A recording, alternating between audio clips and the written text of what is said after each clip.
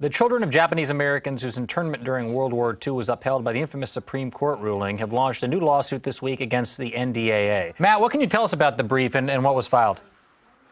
So on Monday, the children of Fred Korematsu and other Japanese Americans who were interned during World War II filed a brief in this lawsuit over the National Defense Authorization Act. And this lawsuit says that this bill, which arguably gives the military the power to indefinitely detain American citizens on U.S. soil, the lawsuit says that's unconstitutional. The fight against indefinite detention by the military is kind of happening on two tracks right now. One is in the courts, where we saw this legal brief by Korematsu's children, and the other is in Congress in the political arena. And there are a number of sort of civil liberties-oriented senators and members of the House who are pushing to strip away the military's indefinite detention power from this big bill authorizing basically all of the military spending for next year.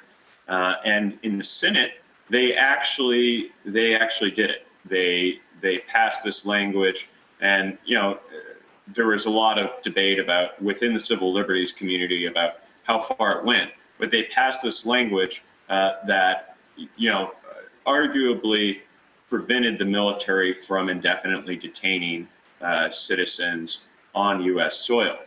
But of course, passing the Senate doesn't mean it's law. You have to make sure that the House and the Senate versions of a law matched up. So you have to have this conference committee between the House and the Senate.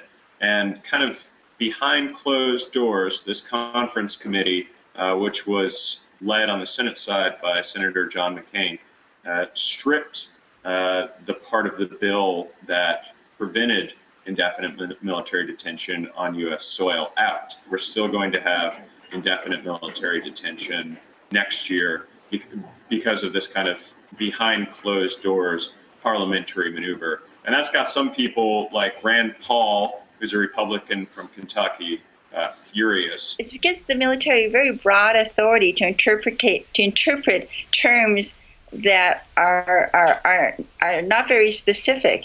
And when I think back to World War II, it affected my parents and my grandparents. It didn't matter if you were a baby, it didn't matter if you were 100 years old. The military powers are very broadly used. And our concern with it is that it's not well defined.